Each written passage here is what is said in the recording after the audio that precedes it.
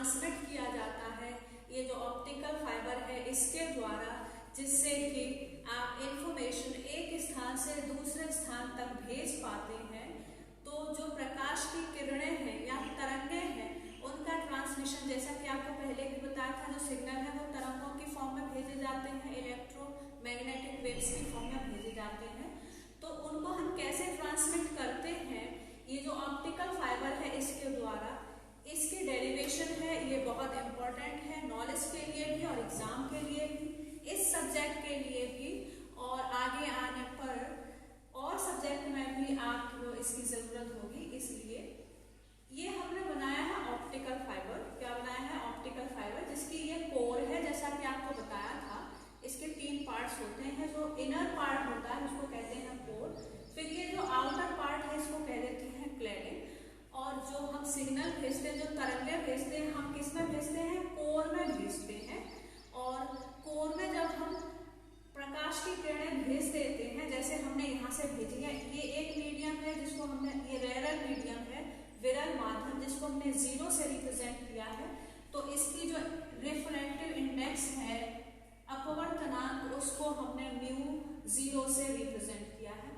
ये कोर है, इस मीडियम को हमने 1 से रिप्रेजेंट किया है, इसीलिए कोर की जो रिफ्रैक्टिव इंडेक्स है, अपवर्तनांक, उसको हमने μ1 से रिप्रेजेंट किया है। ये दूसरा मीडियम ले लिया है क्लैडिंग, और क्लैडिंग के रिफ्रैक्टिव इंडेक्स को μ2 से रिप्रेजेंट किया है, अपवर्तनांक को μ2 से रिप्रेजेंट किया है।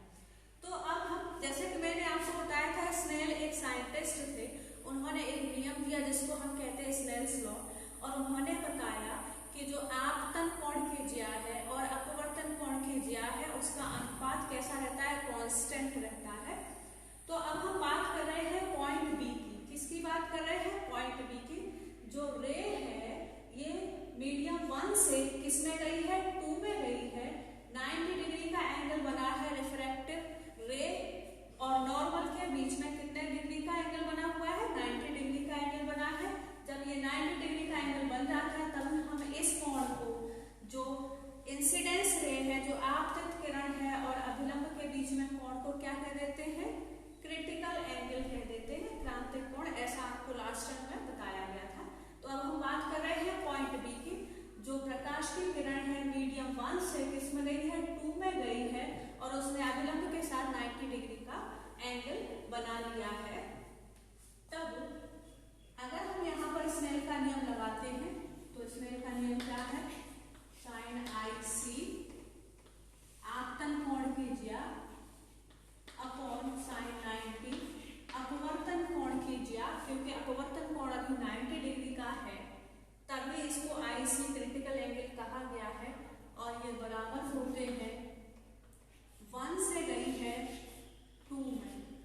जो प्रकाश की किरण है, जो सिग्नल है, वो मीडियम 1 कोर से किसमें गए हैं? क्लैडिंग में मीडियम 2 में गए हैं। और स्नेल ने बताया कि ये दोनों का अनुपात कांस्टेंट रहता है, और जो नियतांक यहाँ पर आता है उसको हम μ से रिप्रेजेंट करते हैं, और इसको कहते हैं रिफ्रैक्टिव इंडेक्स, अपवर्तनांक। तो हमने स्नेल का नियम कहाँ लगाया है? पॉइंट बी पर लगा दिया है। अब इसको हम चेंज कर लेंगे। साइन 90 की वैल्यू 1 होती है, ऐसा आप जानते हैं, और ये किसके बराबर हो जाएगा? μ2 अपॉन μ1। अगर हम इसका स्क्वायर कर देते हैं तो ये हो जाता है sine square IC is equal to μ2 square upon μ1 square. ये है हमारी इक्वेशन 1। अब हम स्नेल का नियम लगाएंगे एट पॉइंट ए। कौन से पॉइंट पर लगाएंगे? ए पर लगाएंगे, और ए यहाँ पर है, और यहाँ पर जो मीडियम दिया गया है, रेयर मीडियम, उसको हमने 0 से रिप्रेजेंट किया है। किरण जो है रेयर मीडियम से किस में जा रही है? डेंसर में जा रही है, सघन माध्यम में जा रही है।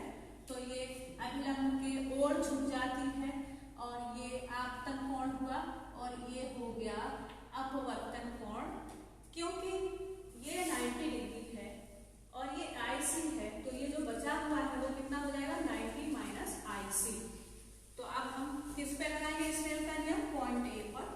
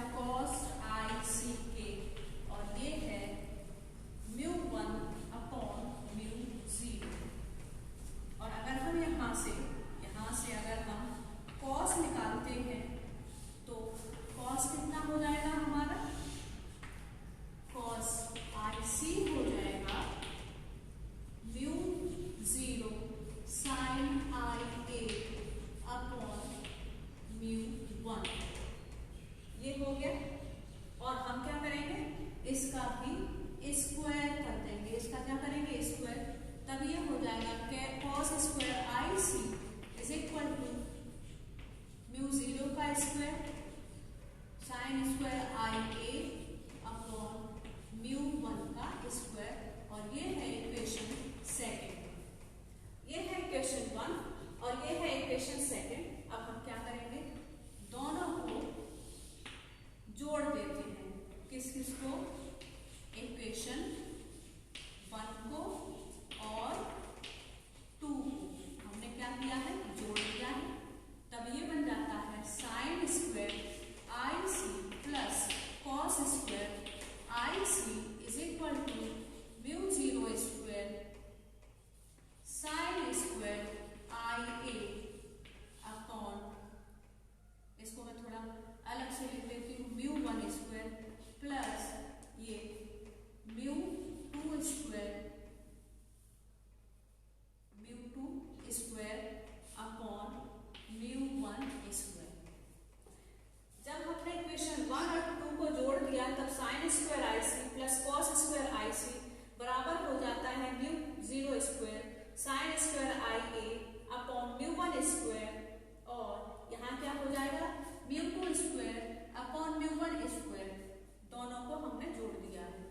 अब ये साइन स्क्वायर आई सी और कॉस स्क्वायर आई सी बराबर हो जाता है 1 के, और यहाँ पर भी म्यू 1 स्क्वायर है, यहाँ पर भी म्यू 1 स्क्वायर है।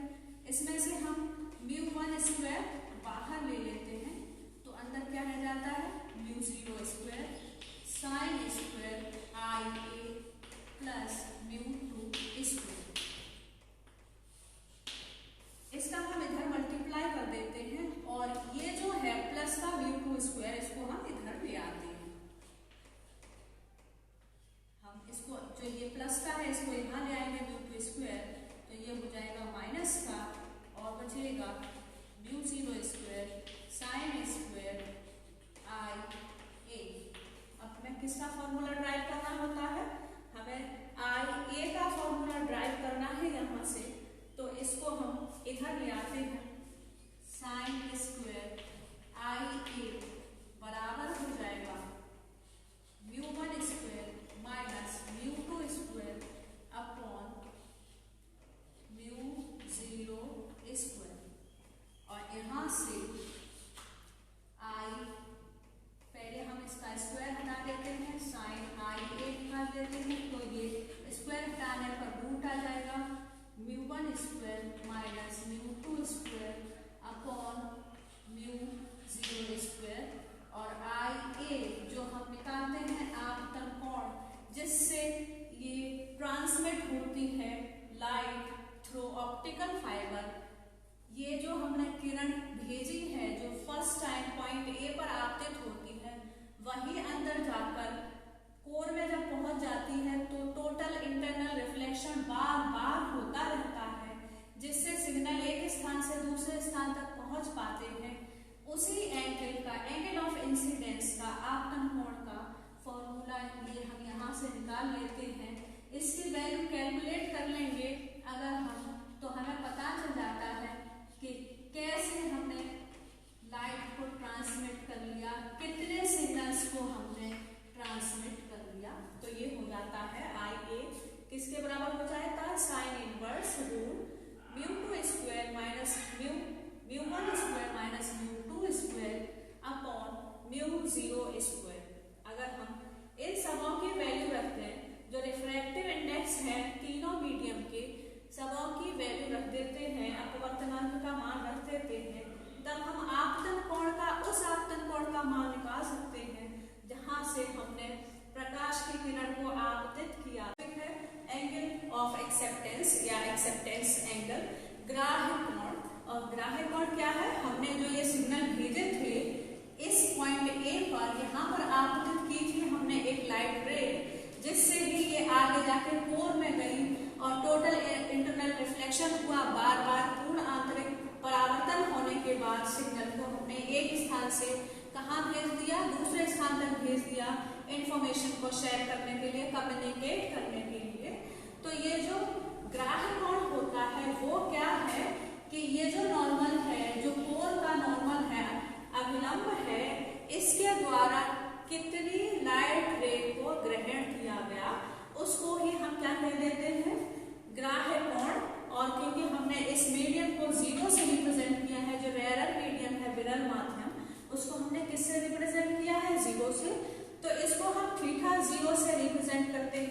एक्सेप्टेंस एंगल को थीटा नॉट से रिप्रेजेंट करते हैं और ये बराबर होता है twice of angle of incidence. जो ग्राह्य कोण है वो किसके बराबर होता है? आपतन कोण के 2 गुने के बराबर। और आपतन कोण का मान हमने अभी निकाला था लास्ट टॉपिक में, तो उसको फॉर्मूला हमने यहाँ पे रख दिया है, जिससे हम क्या निकाल सकते हैं? ग्राह्य कोण एक्सेप्टेंस एंगल का फॉर्मूला या इसके वैल्यू हम इस फॉर्मूला से ड्राइव कर सकते हैं, कैलकुलेट कर सकते हैं। और नेक्स्ट क्या है? Numerical aperture. न्यूमेरिकल अपर्चर क्या होता है कि जो ऑप्टिकल फाइबर है उसकी एबिलिटी टेस्ट करना, उसकी क्षमता को जानना कि उसमें कितनी क्षमता है सिग्नल को कलेक्ट करने की और फिर उसे ट्रांसमिट करने की, उसी क्षमता को, उसी एबिलिटी को हम क्या कह देते हैं? Numerical aperture. ये जान लेना कि जैसे हमने ये एक लाइट रे यहाँ से यहाँ पर आपतित करी है, इंसिडेंस रे है ये, तो ये अंदर जाके जो ऑप्टिकल फाइबर में अंदर जाएगी, कोर में अंदर जाएगी, तो क्या वो सिग्नल को कलेक्ट कर पाएगी? क्या वो टोटल इंटरनल रिफ्लेक्शन कर पाएगी बार बार?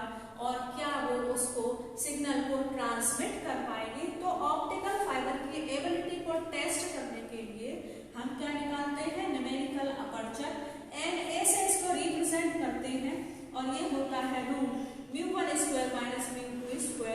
μ1 है कोर का अपवर्तनांक जो कि बहुत ज्यादा होता है कंपैरिजन में μ2 के जो है क्लैडिंग का अपवर्तनांक। तो इस तरह से हम किसी ऑप्टिकल फाइबर की क्षमता को ज्ञात कर सकते हैं कि उसने कितने सिग्नल कलेक्ट किए और कितनों को ट्रांसमिट कर पाया है, या सिग्नल लॉस हुआ है, या फिर सभी सिग्नल्स एक प्लेस से दूसरे प्लेस तक पहुंच गए हैं।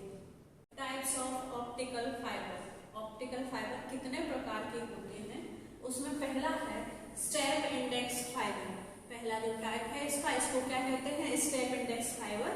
इसको हम कैसे बनाते हैं? जब हम कोर का डायमीटर, जो कोर है हमारी इनर पार्ट है जो ऑप्टिकल फाइबर का, उसका व्यास हम ले लेते हैं 50 माइक्रोमीटर 50 म्यूएम, और जो क्लैडिंग है हमारी, जो कोर का आउटर पार्ट है उसका डायमीटर हम कितना ले लेते हैं? 125 माइक्रोमीटर 125 म्यूएम।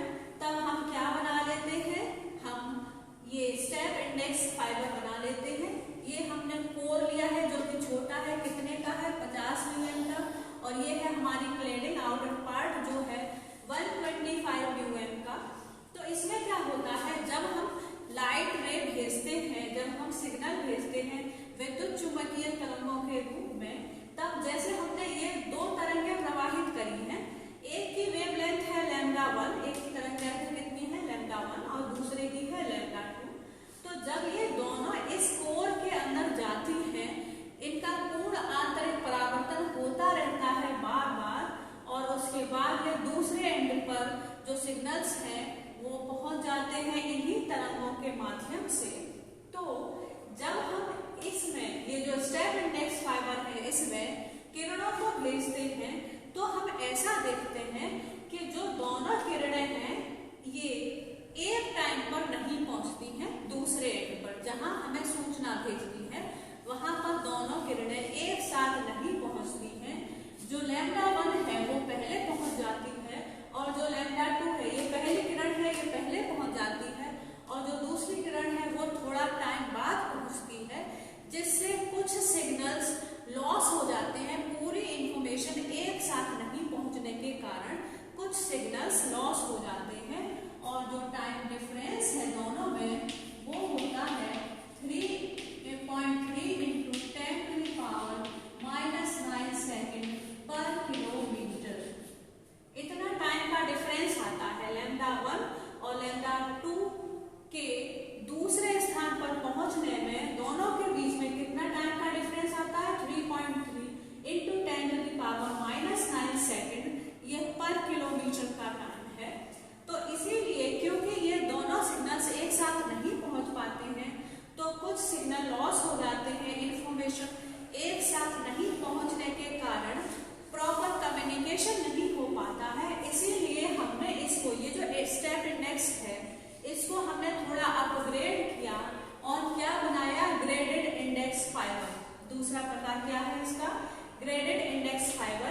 हमने स्टेप इंडेक्स में क्योंकि लॉस हो रहा था सिग्नल का, इसीलिए उसको अपग्रेड करने के लिए हमने क्या बनाया है, ग्रेडेड इंडेक्स फाइबर। अब क्योंकि हम इसमें ये देख चुके थे कि थोड़ा लॉस हो जाता है सिग्नल को, तो इसलिए हमने कोर और क्लैडिंग का कोई साइज मेजर नहीं किया, बस हमने जो कोर है हमारे उसका साइज और थोड़ा छोटा कर दिया, जो पहले 50 μm था उससे कम कर दिया। तो अब ये हमारी कोर है और ये हमारी क्लैडिंग है। क्लैडिंग का लगभग उतने ही रहने दिया, जो कि डिस्टिंक्शन नहीं किया गया है कि क्लैडिंग का साइज कितना है और कोर का साइज कितना है, पर कोर का साइज पहले के कंपैरिजन में बहुत कम कर दिया।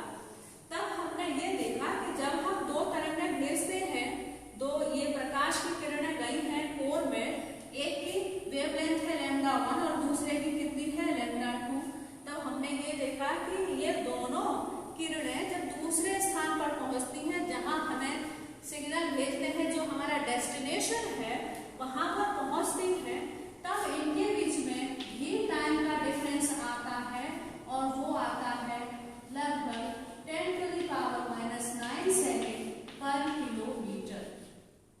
पहले कितना आ रहा था स्टेप इंडेक्स में 3.3 × 10⁻⁹। फिर हमने क्या किया, इसको अपग्रेड किया, ग्रेडेड इंडेक्स फाइबर बनाया, कोर का साइज थोड़ा कम कर दिया इसके कंपैरिजन में। तब हमने ये देखा कि जो दोनों किरणें हैं दूसरे स्थान तक डेस्टिनेशन तक पहुंचने के लिए कितना टाइम का डिफरेंस आता है दोनों में, 10⁻⁹ सेकेंड, ये पर किलोमीटर के लिए टाइम है। मतलब ये कि कम करने के बाद भी, कोर का साइज कम करने के बाद भी सिग्नल थोड़ा बहुत लॉस हो जाते हैं, क्योंकि दोनों रेज एक साथ नहीं पहुंच पाती हैं। इस वजह से प्रॉपर कम्युनिकेशन होने में थोड़ा सा डिफरेंस आ जाता है, थोड़े से सिग्नल लॉस हो जाते हैं। तो अब हमने क्या किया, हमने इसको भी अपग्रेड कर दिया, इसको ग्रेडेड इंडेक्स फाइबर को भी हम क्या कर देंगे, अब अपग्रेड कर देंगे। हमें क्या करना है, एक ऐसा ऑप्टिकल फाइबर बनाना है जिससे सिग्नल की कोई लॉस ना हो, प्रॉपर कम्युनिकेट कर पाए। जितने सिग्नल्स हम भेज रहे हैं इलेक्ट्रोमैग्नेटिक वेव्स के थ्रू, उतने ही डेस्टिनेशन पर पहुंच पाए, जिससे सिग्नल क्वालिटी भी लॉस ना हो और सिग्नल का भी लॉस ना हो। तो जो हमारा ग्रेडेड इंडेक्स फाइबर था उसको हम कहते हैं मल्टी मोड फाइबर।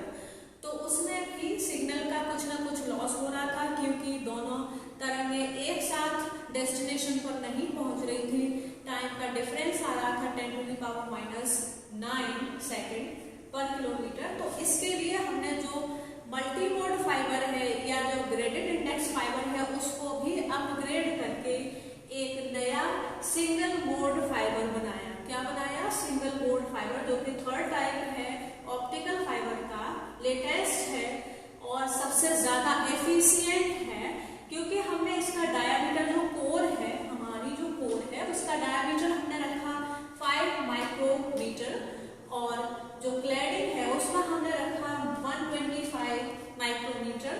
तो हमने ऐसा देखा कि जो किरणें हमने दो तरंगें भेजी हैं कोर में, तो वो दोनों ही, एक λ1 और दूसरी λ2, एक साथ ही हम उसको सिग्नल को भेजते हैं कोर के अंदर। बार बार पूर्ण आंतरिक परावर्तन करते हुए ये दोनों तरंगें डेस्टिनेशन पर एक साथ पहुंचती हैं। जितनी हमने इंफॉर्मेशन दी होती है या जितनी हमें सेंड करनी होती है, जितनी हमें भेजनी होती है, उतनी सारी इंफॉर्मेशन एक साथ पहुंच जाती है, क्योंकि दोनों के बीच में टाइम का कोई डिफरेंस नहीं आता, जिससे हम प्रॉपर कम्युनिकेट कर पाते हैं, हमारा कोई सर्वर एरर नहीं आता। इसीलिए अब हम किसको यूज करते हैं, आजकल सिंगल मोड फाइबर को यूज करते हैं और करते रहना चाहिए। इसके द्वारा अगर कहीं सिग्नल लॉस हो रहा है तो सिर्फ तब ही हो सकता है जब जो केबल है हमारी उसमें कोई फॉल्ट हो, अदरवाइज ये एक ऐसा फाइबर है जिसमें सभी प्रकाश की तरंगें, जितने भी सिग्नल्स हम भेजते हैं वो सारी एक साथ ही डेस्टिनेशन पर पहुंचती हैं, सिग्नल का कोई लॉस नहीं होता और हमने इंफॉर्मेशन जितनी भेजनी होती है ये ऑप्टिकल फाइबर टेक्नोलॉजी द्वारा पूरी ही हम प्रॉपर कम्युनिकेट कर पाते हैं दूसरे एंड तक या डेस्टिनेशन तक। लेकिन अगर फिर भी कहीं सिग्नल की प्रॉब्लम हो रही है या एरर आ रहा है सर्वर, तो हमें जो हमारी केबल है उसको भी चेक करना चाहिए, कहीं वो कहीं ब्रेक तो नहीं हो गई, कहीं उसमें कोई फॉल्ट तो नहीं हो गया, उसकी वजह से भी सिग्नल लॉस हो जाते हैं। और अगर प्रॉपर केबल को आपने अरेंज किया है, केबल में कोई फॉल्ट नहीं है, कहीं से ब्रेक नहीं है, कहीं डैमेज नहीं है, तो अगर हम सिंगल मोड फाइबर यूज कर रहे हैं, हमारी सारी इंफॉर्मेशन भी हम शेयर कर सकते हैं without any loss of signals. और नेक्स्ट है हमारी नैनो टेक्नोलॉजी। और नैनो टेक्नोलॉजी क्या है? ये साइंस का ही एक पार्ट है, ये टेक्नोलॉजी का ही एक पार्ट है, जिससे हम मैटर को, जो हमारे पदार्थ हैं, उनको कंट्रोल कर पाते हैं। ये कौन सी हमारी टेक्नोलॉजी है जिससे हम पदार्थों को कंट्रोल कर पाते हैं एक एटॉमिक या मॉलिक्यूलर स्केल पर? जो होती है, जो एटॉमिक या मॉलिक्यूलर स्केल है, वो होती है 1 से 100 नैनोमीटर। जो स्केल है उसमें हमने कितने पॉइंट्स रखे हैं? 1 से लेकर 100 नैनोमीटर। और 100 नैनोमीटर का मतलब है 10⁻⁹ मीटर। तो हम मैटर को, पदार्थ को इतना छोटा रूप दे सकते हैं या इस स्केल पर उसको कंट्रोल किया जा सकता है, जिस टेक्नोलॉजी से उसको ही हम क्या कह देते हैं? Nano technology. और आजकल हम इसी का यूज करते हैं कि हम ज्यादा से ज्यादा काम कर पाते हैं कम मटेरियल में, हमारा कम खर्चा भी हो पाता है, हमें सामान भी कम लगाना होता है और हमें आउटपुट ज्यादा मिल जाता है। और जो नैनो मटेरियल्स है वो क्या है? जो नैनो टेक्नोलॉजी में हम मटेरियल्स को यूज करते हैं या मैटर को कंट्रोल करते हैं, जो मटेरियल्स यूज करते हैं उनको ही हम क्या कह देते हैं? Nano materials. जैसे अगर 0 डायमेंशनल है कोई मटेरियल, तो उसको हम क्या कह देते हैं? Nano particles. ऐसे मटेरियल जिसकी डायमेंशन कैसी है? 0 है, तो उसको हम कह देते हैं नैनो पार्टिकल्स। ऐसे मटेरियल्स जिसकी डायमेंशन 1 है, तो वो है हमारा फाइबर। ऑप्टिकल फाइबर क्या है? एक ऐसा मटेरियल है जिसकी डायमेंशन कितनी है? 1 है, 1 डायमेंशनल। जो नैनो मटेरियल है उसको ही हम क्या कह देते हैं? Optical fibre. जो हमारा 2 डायमेंशनल नैनो मटेरियल है उसको हम कहते हैं वेफर। जो बहुत पतले होते हैं उनको हम क्या कह देते हैं? वेफर्स कह देते हैं, जो होते हैं 2 डायमेंशनल नैनो मटेरियल्स। और जो हमारे कैलॉइड्स होते हैं, आप सर्च करिएगा इंटरनेट पे कि कैलॉइड्स क्या होते हैं, केमिस्ट्री में शायद आपने पढ़े हो। तो जो हमारे कैलॉइड्स होते हैं वो होते हैं 3 डायमेंशनल नैनो मटेरियल्स। जो नैनो मटेरियल्स कौन से होते हैं? जो नैनो टेक्नोलॉजी में हम यूज करते हैं। 0 डायमेंशनल नैनो मटेरियल्स को हम कहते हैं नैनो पार्टिकल, जो बहुत छोटे होते हैं। 1 डायमेंशनल नैनो मटेरियल्स को हम कहते हैं फाइबर। 2 डायमेंशनल नैनो मटेरियल्स को हम कहते हैं वेफर्स। और 3 डायमेंशनल नैनो मटेरियल्स को हम कह देते हैं कैलॉइड्स। और नैनो पार्टिकल्स क्या होते हैं? ऐसे पार्टिकल जो बहुत छोटे होते हैं, जो 1 स्ट्रक्चरल डायमेंशन के होते हैं, जिसकी डायमेंशन लेस देन 100 नैनोमीटर होती है या जिनकी डायमेंशन 0 होती है, उनको ही हम क्या कह देते हैं? Nano particles. या उनको हम कह देते हैं नैनो पाउडर, क्योंकि बहुत छोटे होते हैं ये पार्टिकल्स, पाउडर के फॉर्म में होते हैं, इसीलिए हम इनको क्या और कह देते हैं? Nano powder. या हम इनको कह देते हैं नैनो क्रिस्टल। तो नैनो पार्टिकल्स कौन से हैं? ऐसे पार्टिकल्स जो बहुत छोटे होते हैं, जो 100 नैनोमीटर से भी कम होते हैं, जो 0 डायमेंशनल होते हैं, उनको ही हम क्या कह देते हैं? Nano particles. अब आपने क्या करना है? ये जो नैनो टेक्नोलॉजी है उसका यूज हम मेडिकल में कैसे करते हैं, साइंस में कैसे करते हैं और कहाँ कहाँ पर किया जाता है, ये आप फाइंड आउट करेंगे और मुझे बताएंगे। इस पूरे चैप्टर को ही ध्यान से पढ़ेंगे, क्योंकि इससे आपको जनरल नॉलेज हो जाएगी साइंस के बारे में। ये वो सब बातें हैं जो सिर्फ आपके सब्जेक्ट में ही काम नहीं आती, आपके डेली लाइफ में भी, रूटीन लाइफ में भी काम आ सकती हैं। इसीलिए आप इस चैप्टर को अच्छे से पढ़ेंगे और इनके यूजेस, इसका एप्लीकेशन हम कहाँ कहाँ पर कर पाते हैं, वो सब करेंगे, फाइंड आउट करके मुझे बताएंगे। इसके जो नोट्स है उसके PDF मैं आपके ग्रुप पर भेज दूंगी, जिससे आप डिटेल में भी इस मॉडर्न फिजिक्स को अच्छे से पढ़ पाएंगे।